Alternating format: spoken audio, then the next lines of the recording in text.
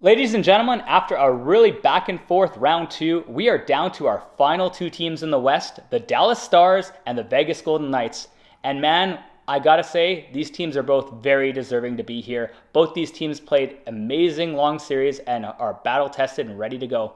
Yeah, I mean, if on paper, I think it's not too surprising that these two teams reached the conference finals. These are two very good teams. If you look at Vegas Golden Knight, they were number one in the Pacific Division, actually number one in the Western Conference, and of course Dallas Stars, they were number one in Central almost all year. Yeah, right until the last second, Yep. basically, and then Yep. Colorado overtook them. But both these teams are absolutely legit. Both kind of similar in their makeup for the most part, minus maybe the goaltending.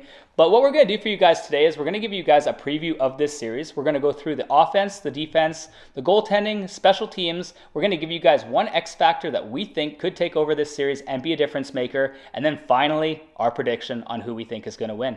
And we're going to start off here going with the offense. When I look at these two teams, I see two very similar offenses in many ways. Both these teams have a really spread out top nine, three lines that can score. Really nice to have because, I mean, some of these other teams that you've seen get eliminated right now early have not had that depth scoring. They've been one-line teams, two-line teams, and they're out the door. But when you look at Dallas, when you have that really stacked line that's been great for the last 3-4 years now with Pavelski, Robertson, and Hintz, like unreal line. And we've seen how good Pavelski was last series with 8 goals in 7 games. Absolutely dynamic. 38 years old. I don't know how this guy keeps doing it. It might have been like one of the best series we've ever seen from someone that age, like in my life.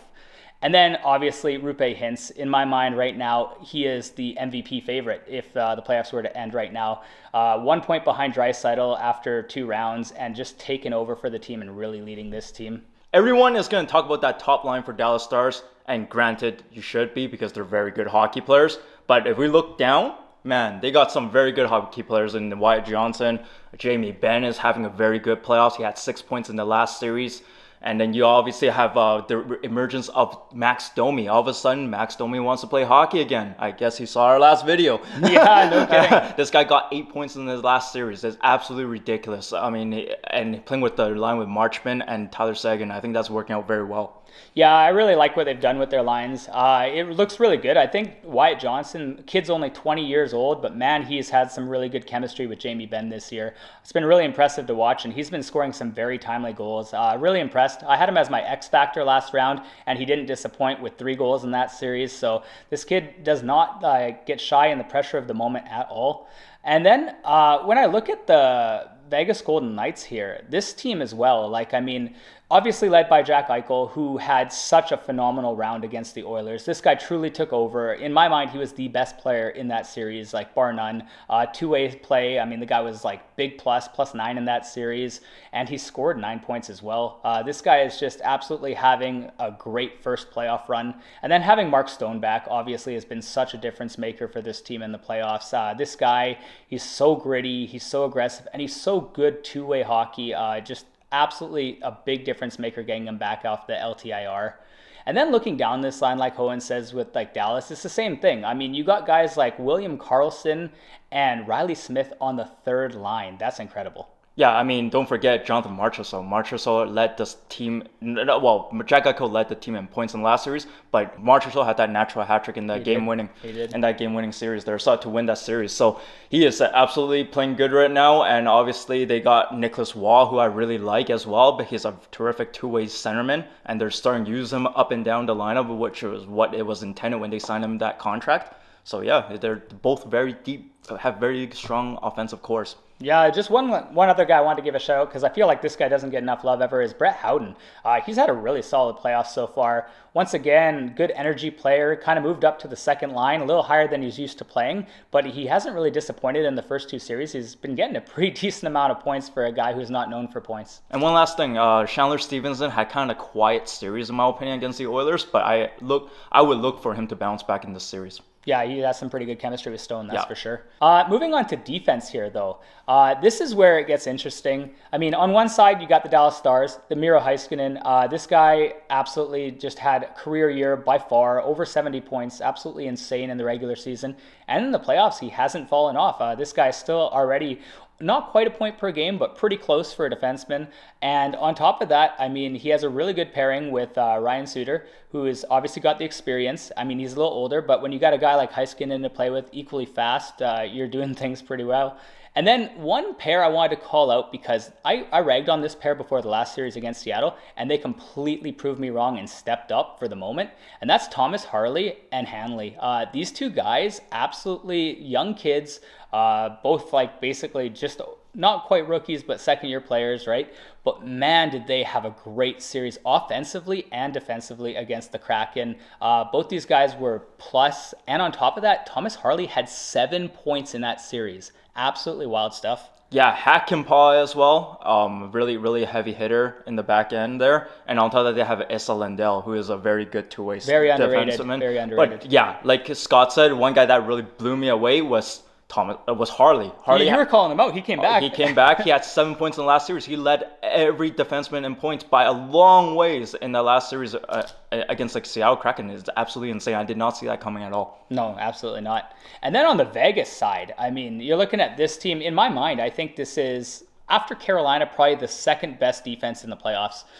Really good 1 through 6. We talked about in our last video how they beat the Edmonton Oilers, but even their 5-6 pair of Whitecloud and Haig just played absolutely fantastic. Once again, kind of very similar to like the Dallas Stars.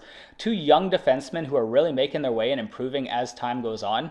And then obviously led by Alex Pietrangelo and Shea Theodore. These guys have been great two-way defensemen for a long time, especially Pietrangelo. I mean, this guy captained a Stanley Cup win. He's been top 10 defenseman probably over the last 7-8 years at least. Really good caliber leader too. Yeah, I mean, Vegas Golden Knights defense core is very, very deep. All 6 of them, in my opinion, are very, very good hockey players, especially Martinez, who blocks a crap ton of shots. He's a block shot king, in my opinion. He always leads the league. Yeah, so they have a lot of guys. Like Nicholas Haig, as Scott alluded to. Nicholas Haig and Zach Whitecloud have been amazing. Yeah, and I can't leave out McNabb. This guy hits everything that moves. Like, I mean, I swear this guy gets like 300 hits a year. He's an absolute beast, especially for playoff hockey.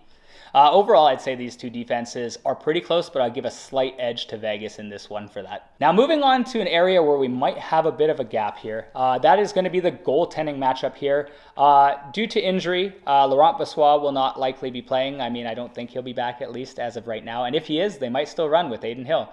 So you got Adin Hill for the Vegas Golden Knights against Jake Oettinger. Jake Oettinger, admittedly, did not have a very good series against the Seattle Kraken. I thought it was his worst series he's had ever in his career in the playoffs.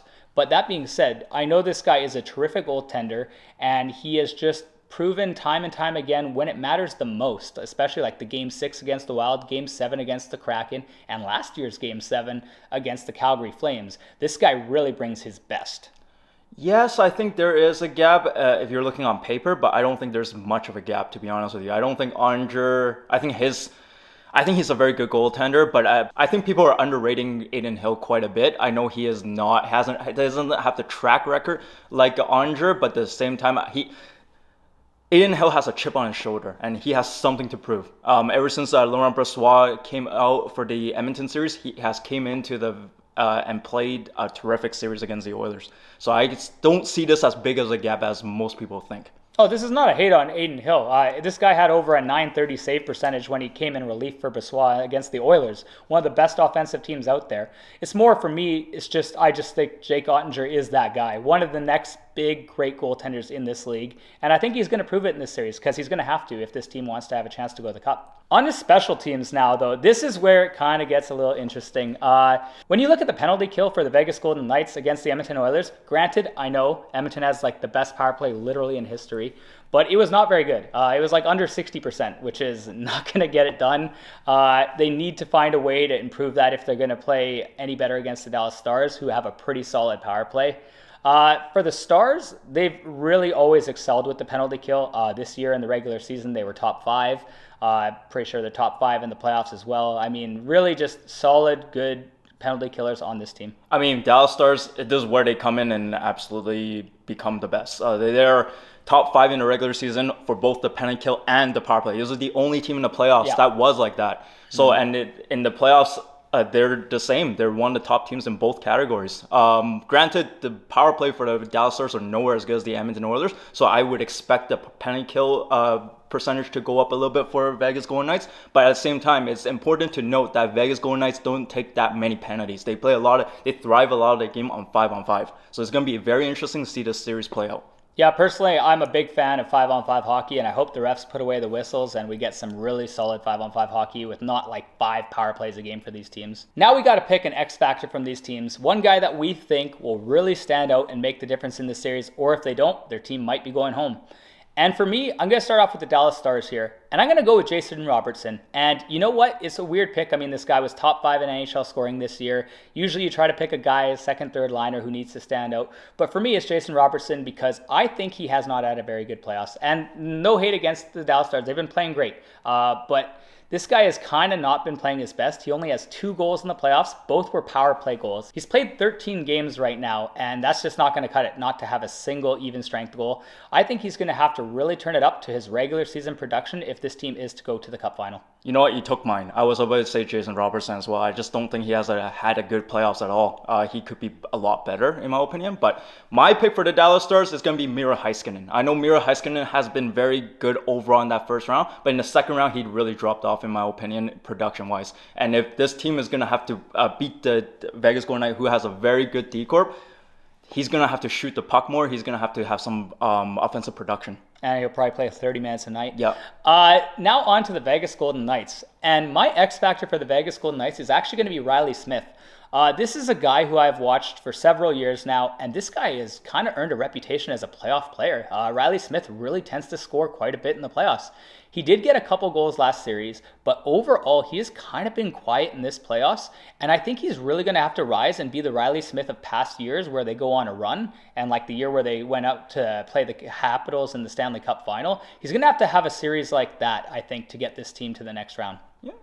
My pick for the Vegas Golden Knights has to be Adin Hill. I mean, Adin Hill proved that he can beat the Oilers, but the Oilers is a very one-dimensional team, in my opinion. But so the fact that they're going to have to go up against a very different team in the Dallas Stars, which is a completely different animal, I think the Dallas Stars are a deeper team than the Edmonton Oilers. So it's going to be very interesting to see how Adin Hill stands up against this team. And he has to play well if they're going to win this series. No, that's a good one. Kind of an unproven goaltender. Yeah.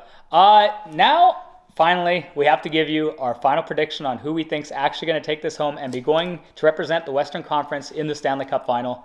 And this is really hard, guys. Like, this is easily one of my favorite series so far, the playoffs, and I think it's insanely tight. Like, these are both great teams. So, no doubt, I'm going to have a 7-game series here, and I'm going to go with the Dallas Stars winning in 7, just because I do think when it matters most in that Game 6, Game 7, Jake Ottinger's going to step it up. My pick would be 7 games as well, because I feel like this is going to be a long series. These are 2 extremely good teams going at each other.